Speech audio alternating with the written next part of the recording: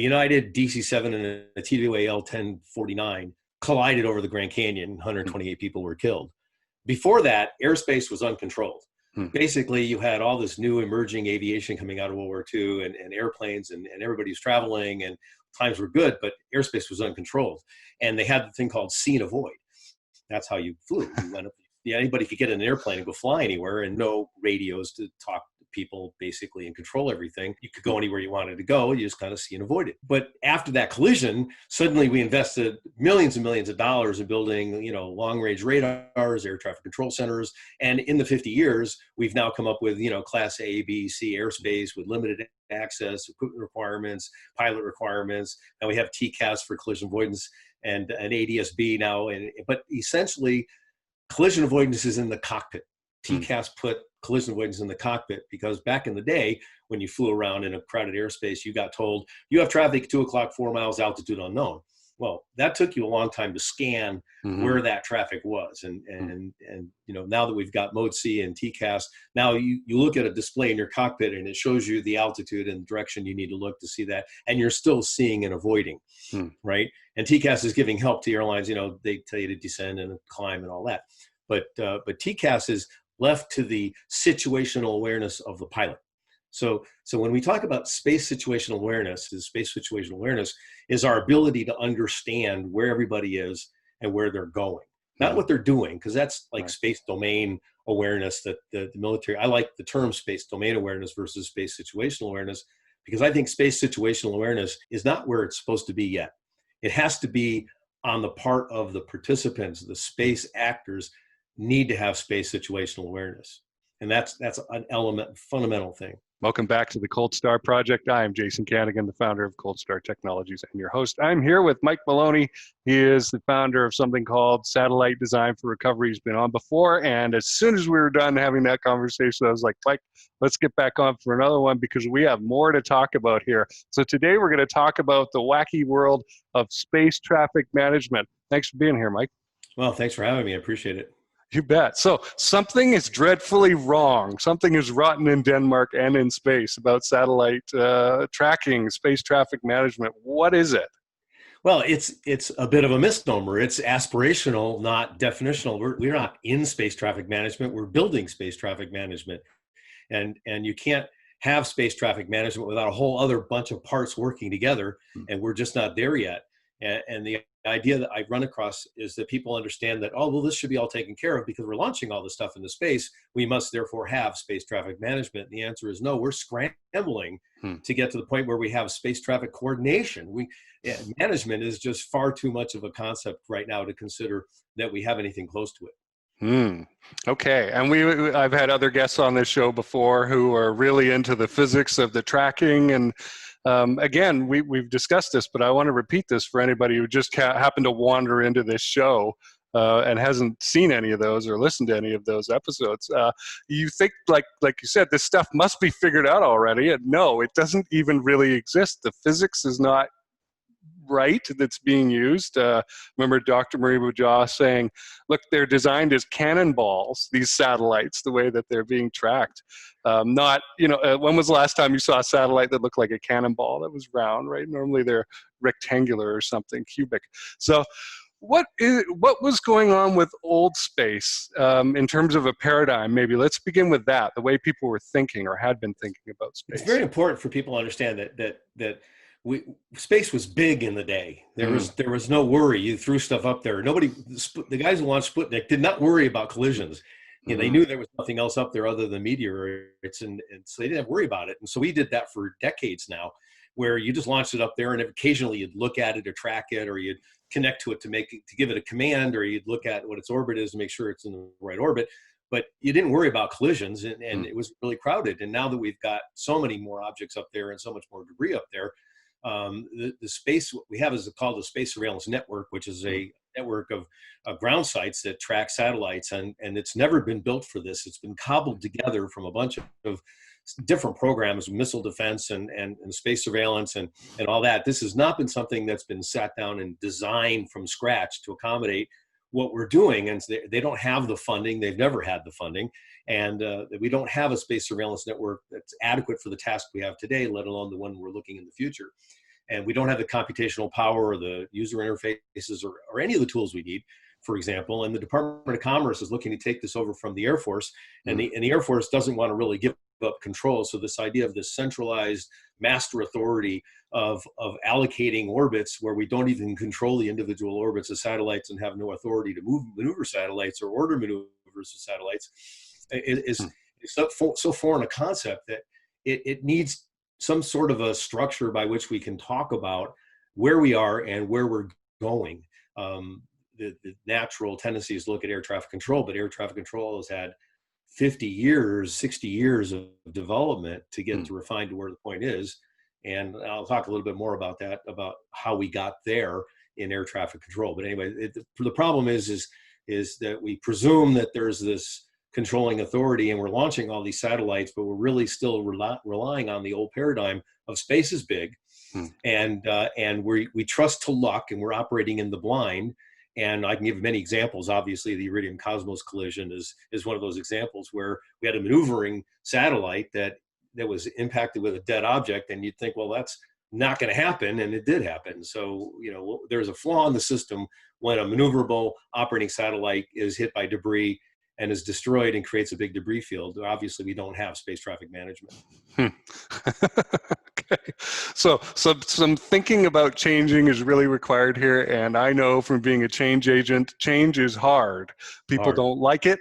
They want things to go on the way that they have been, and they really need to come up with it themselves. That's the other takeaway too. Like, they need to really get the picture on their own, because that way they'll have buy-in. So we can help them and maybe put ideas in front of them today, but it's not going to happen.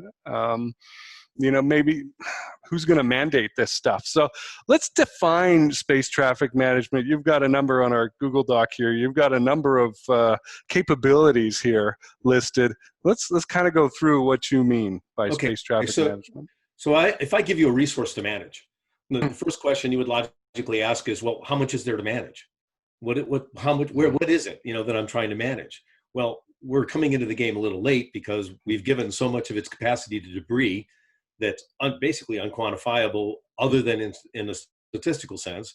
And everything in upper altitude is declining into lower altitude. So you've got these objects that are basically shrapnel, raining down on lower Earth objects, and so they have to dodge all of that. The stuff that's operational, the stuff that's dead, just collides.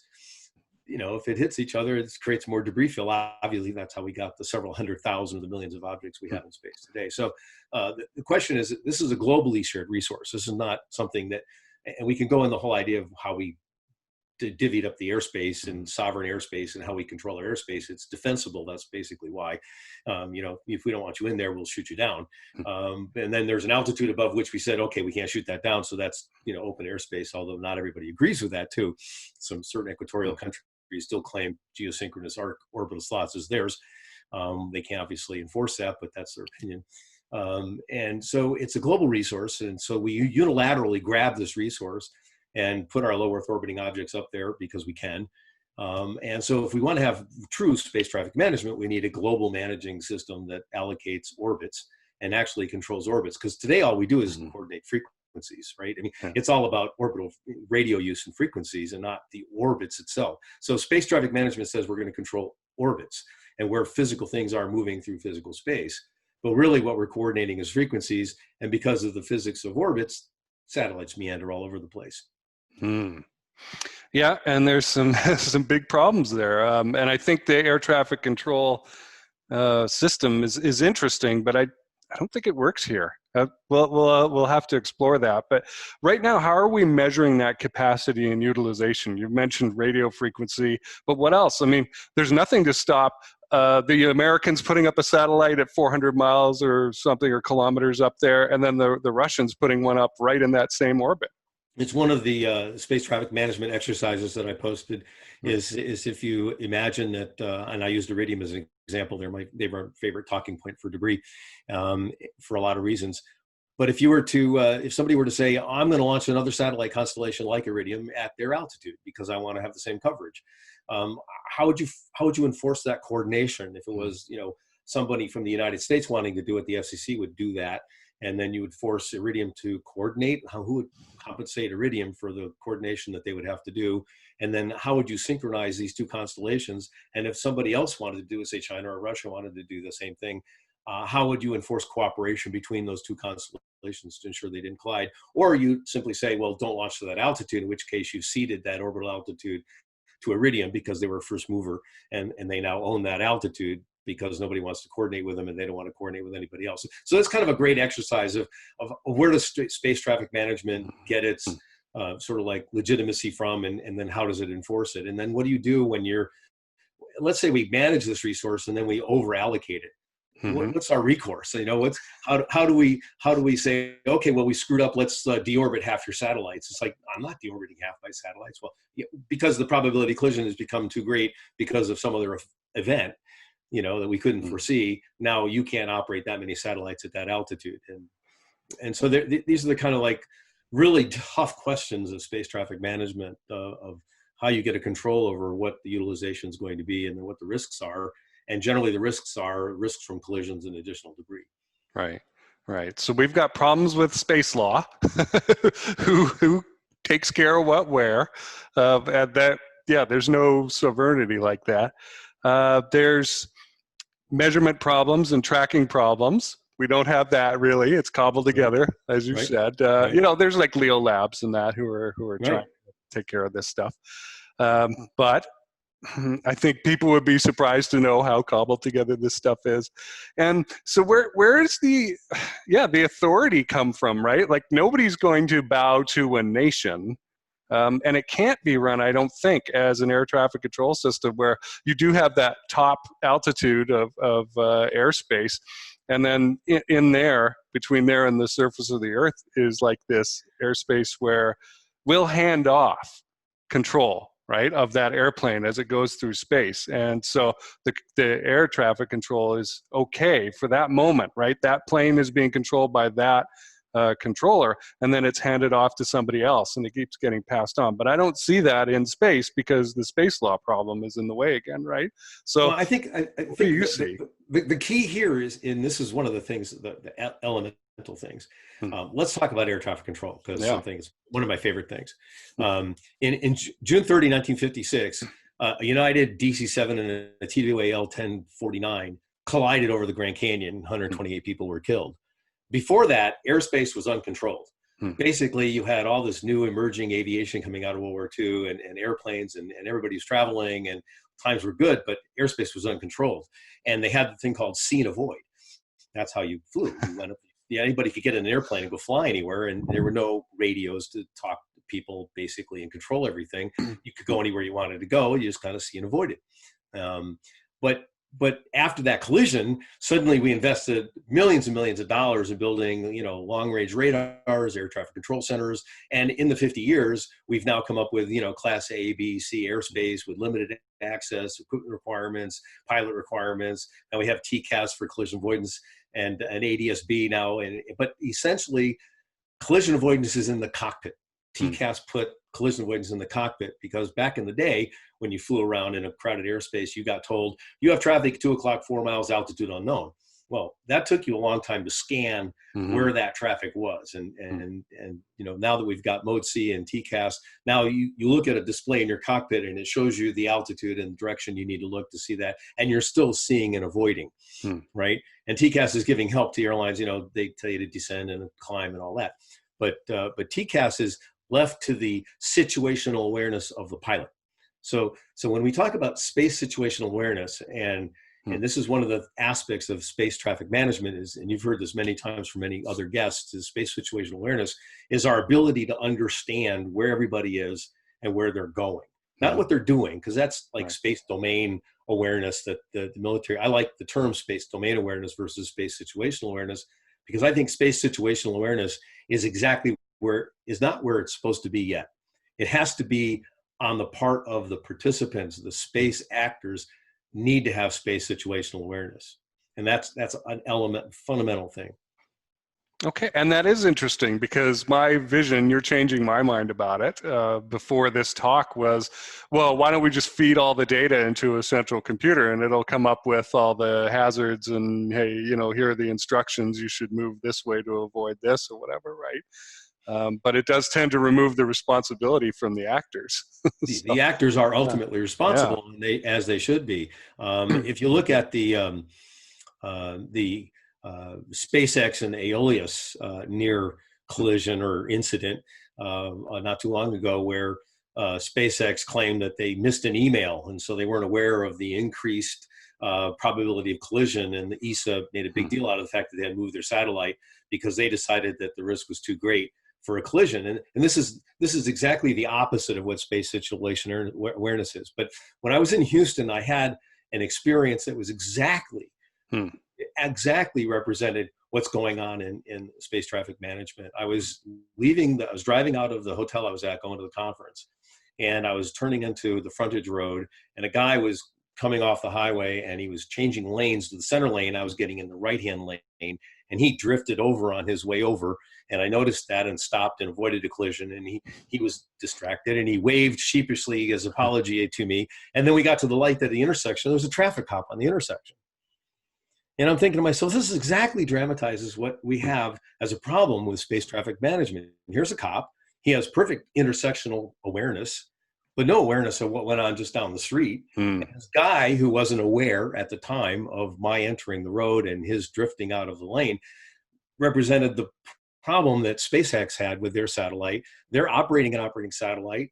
They're not paying attention to the collision probabilities, actively monitoring them. ESA's monitoring them. They're being a good space citizen, and they're saying, hey, come on, let's coordinate what we're going to do. And SpaceX is like, well, we missed the email, we're really sorry, we were looking at our phone while we were driving here trying to change lanes, sorry. It's like, no, this is not space situational awareness. Did you know that the small sat industry has a 40% and greater partial and full mission failure rate? That's terrible. And yet I find most people in the space industry try to treat this as if it's no big deal. They don't even want to acknowledge it. And I think that's ridiculous. If anything, anywhere else was having a 40% or greater failure rate, trying to turn your car on, right? If your vehicle or your cell phone didn't work 4 times out of 10, 2 times out of 5 that you tried it, you would go berserk. And you would do everything you could to make sure that it got fixed.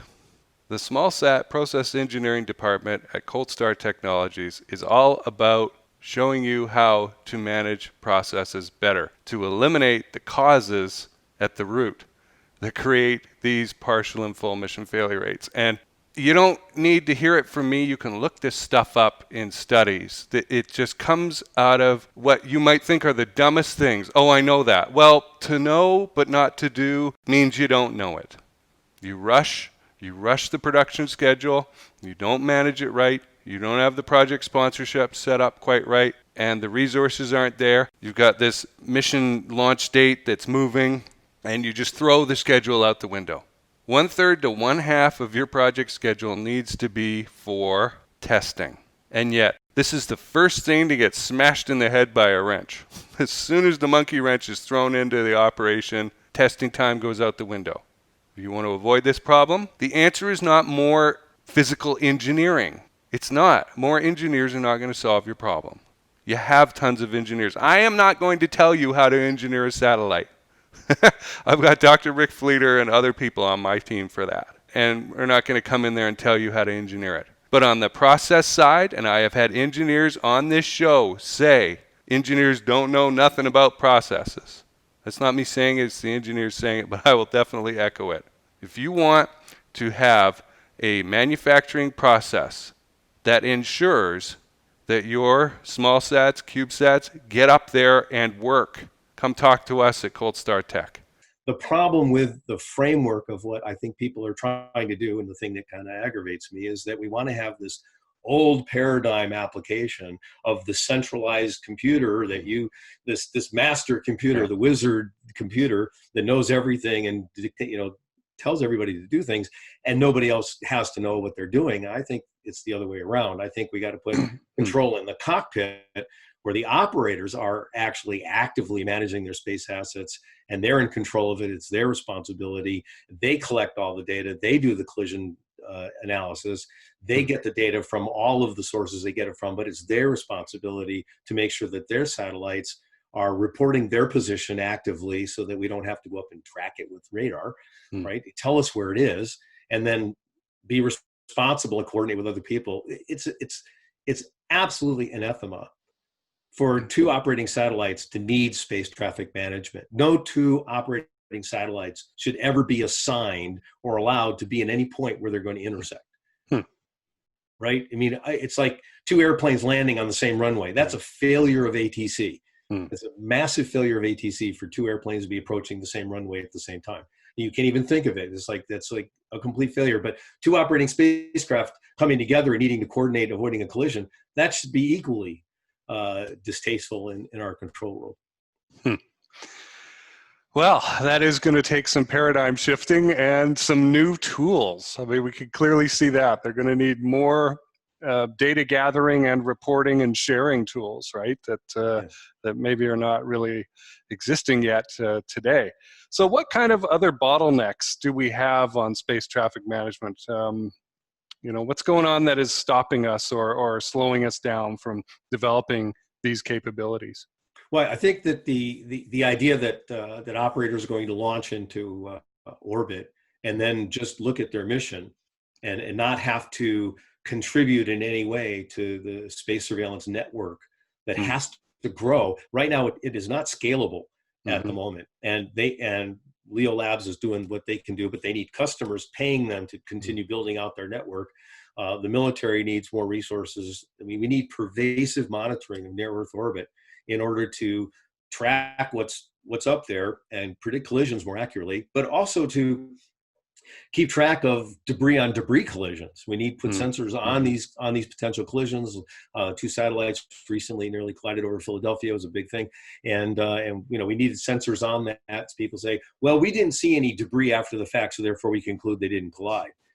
But if you were tracking them actively, I mean, we know how to do this because we know how to intercept things. I mean, many countries have done ASAT tests already. So if things are actively being tracked, we'll know whether they collide or not. So we need more pervasive monitoring of space in order to know what the real risks are. And you can kind of look at it and say, okay, so the more frequently I sample a position of something in space, the better known its position, the more accurate I can predict collisions, the lower the false alarm rate will be for potential collisions. So obviously I need more observation, both from space platforms and Earth-based platforms, both radar and optical. And we need to grow that network. And the way to grow that network is to make it scalable by making operators pay for their share of it. Now, they don't want to do that because it's been a service provided to them, and space was big. Space isn't big anymore, and so they've got to bring that. They got to bring their share of the burden to the space surveillance network and pay for that service.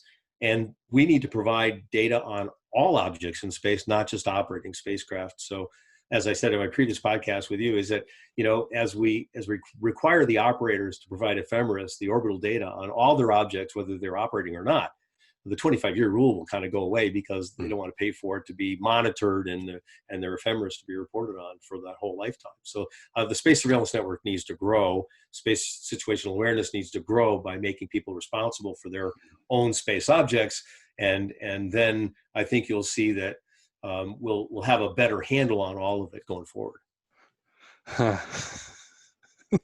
Now I'm like, okay, well, what's going to be the triggering event to make these folks change their mind and adopt the new paradigm, right? And realize, okay, we do need to be investing in this. Is there going to have to be some big disaster for them to change their minds? You would hope that Iridium Cosmos might have been the trigger, and I think it stimulated a lot of conversation. And but the result of it is that these are big problems with lots of money. It's like debris remediation. To go up there and remove something is prohibitively expensive, and so we're kind of stuck with the environment we have, and we're not ready to spend the money to go and fix it. And this is the other problem with this space situational awareness is we can build this exquisite space surveillance network with this incredible understanding of space situational awareness, and without any kind of remediation, we may just sit there with great witnesses of this exquisite decay of our Earth environment because we're not doing anything to remediate. the debris. So we can't spend all of our money in the space surveillance basket, so to speak, without spending money on remediation. So I'll continue to harp on debris remediation constantly to fix that. Right, right. Well, and what do we need for that? Some sort of court system, or? It's unimaginable right now to see what forum there might be to limit the we've got this first mover advantage thing going on where SpaceX and others are able to do these large distributed systems and basically foreclosing anybody from using those orbits in the future, and so these emerging economies who are looking to do that are not going to be able to use these orbits or share these orbits. And so I'm not sure whether the UN or COPUOS or what body is going to be available for people to seek any kind of a remedy for the loss of the commons, so to speak, of near Earth orbit.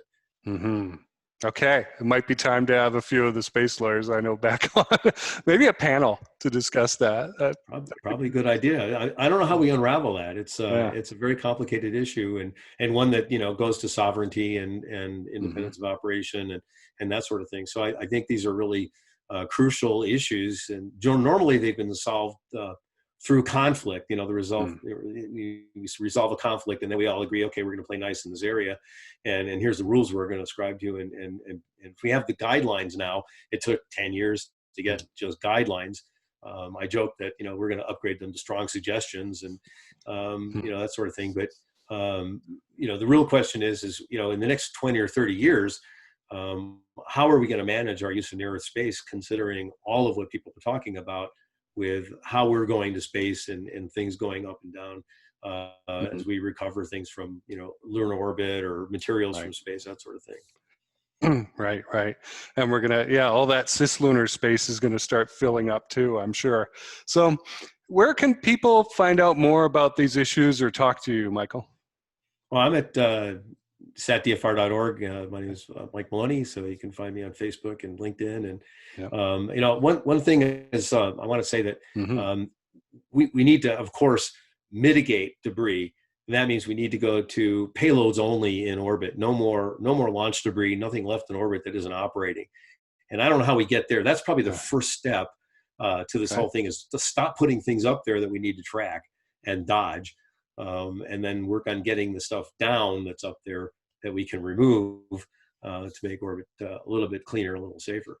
Right. Well, guys like Gordon Ressler of Robots in Space, they're looking at ways to grab this stuff and take it somewhere. And I do want to remind our listeners and viewers that just because something is falling back into the atmosphere, it doesn't necessarily burn up.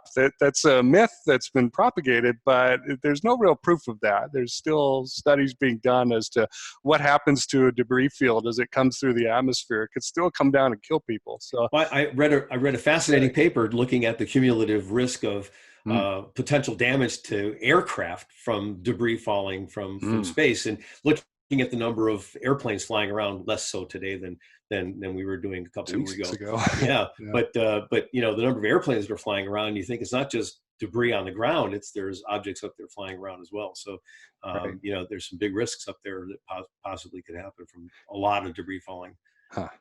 Well, this has been very interesting. Hopefully not too depressing. It makes you want to advocate more for this stuff. So I appreciate you being out there. My guest has been Michael Maloney. He is the founder of Satellite Design for Recovery. Satellite Design. And I think, there's a website for it. I have been there. And, yes. Good info there. Thanks for being here, Michael. Thanks, Jason. Appreciate the time. This is Jason Kanigan from Cold Star Tech. Thanks a lot for listening to this episode. I hope you enjoyed it. If you do want to get email notifications of upcoming episodes or episodes that have just been released, and maybe a little news sprinkled in here and there, you can sign up for email notifications at coldstartech.com/MSB. That's short for Make Space Boring. That's another little show that I do. It's once, twice, 3 times a week, something like that. Anytime there's news or an update on who I'm meeting and what I'm studying in the space field. So you can go check that out. On the YouTube channel, I can do something that I cannot do on Anchor for the audio only side of things. the YouTube channel allows me to have playlists. And so you might want to go to the channel, the Cold Start Tech channel, and check out those playlists, because you will find you can go down a rabbit hole basically into several areas like space law and policy, small sats. And I think that's a lot easier than trying to scroll through 130 episodes or something like that, looking for the thing that you want. So I recommend going and checking that out. And remember, if you're ready to take your space business to the next level, or you're a VC looking for deep and very valuable insight into a space company you're looking at investing in or investing further in, come and talk to us. Thanks for listening.